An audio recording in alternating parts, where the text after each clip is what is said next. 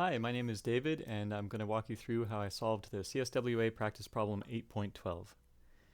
So here basically we've got a sweep, and the path of the sweep is going to start at the origin, go along this line right here, out to this corner, and then follow along the top part right here, over to this corner, and then go up.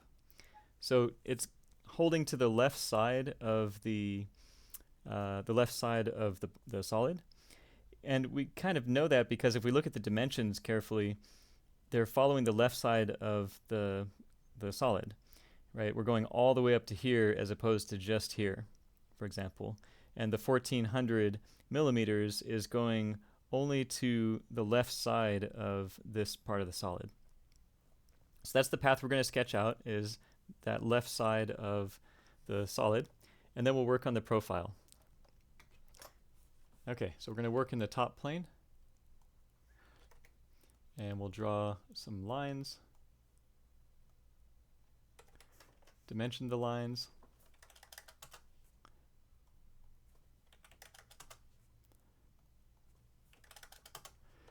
and now we've got our path. So we'll set that aside for now, and then start working on our profile, which is going to be in the front plane. So let's take a look at our profile. It was a little bit confusing when I looked at this picture here, and it took me a few moments to figure out exactly where the profile is in this picture. And here it is. It's right here. It's this shape right here. These other parts out here are where the profile, or where the sweep, makes a right turn and starts heading over in this direction. So in other words, this view right here is this part from here to here. So if we're looking straight on, like we are in this picture here, then the stuff that's over here is what we're seeing on the right side. But the profile itself, the one that we're going to use for our sweep, is this outlined contour. All right, so let's start working on that. One of the little annoyances is that the dimensions of the path are extremely big, like 1400 for this horizontal line here, whereas it's only 25 for this profile. And I've found that sometimes you have to keep zooming, or go in and out. So what I'm going to do is actually make this line first and dimension it, and then zoom in so that I can make the rest of the lines without having to make the profile and then have things, when I change the dimensions, have them go all over the place, because it'll think that it's large, but actually it's really small, and so all these it'll sort of collapse in on itself.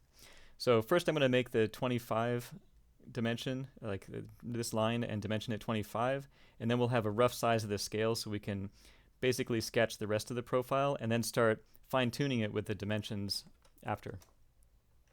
All right. That was a lot of words. Let's get into it. So we'll go into line mode. We'll create that first line on the bottom there and dimension it to 25. There we go. So we can see roughly how much we have to zoom in, and we'll get a sense of the proportions of things, roughly speaking. All right, so then we're going to go up a certain length, over here, over to the left, down, and then out and in to create this arc. Then straight down, then out and in to create another arc, and then straight down. Okay, good. So now we can make some rounds and start dimensioning things. This is 110. This angle here between this line and the continuation of this line, so this line and this line, and if we move our mouse into that region between those two, we can set it to 25. And then vertically here looks like it's 35. And you can see already some of the dimensions starting to get screwed up here. Let's actually fix these arcs before they continue to cause problems. See how the center of this first arc has a coincident relation with this line up here.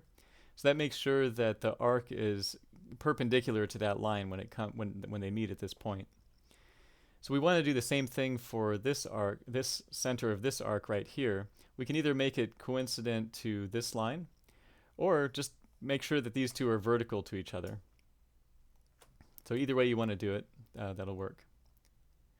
All right, so that locks these arcs into a slot-like sort of shape. Okay, so then we can set this bottom dimension. It's 20. And once again, our arc is a little bit messed up, but that's okay. It looks like top to bottom we need to make sure to set. That'll hopefully help fix some things. Oops. There we go. And then the radius here would be 8. For each of the arcs, the radius is 8. Okay, great. So we're fully defined. Now we can, since we have this sketch already, we're in this sketch, we can go to Features, Swept Boss Base, and it'll automatically put that sketch as the profile. And then we just have to select the path. So to do that, we can just click on one of the lines for the path, or you can click on that sketch itself, but probably just looking at it visually and clicking on part of the path is good. And hit enter. Let's do Control-7 to get an isometric view, and that's looking pretty good. We'll check our mass, or our volume, 8786713. 8786713 cubic millimeters. Awesome. Well, I hope this video was helpful. Take care and keep studying.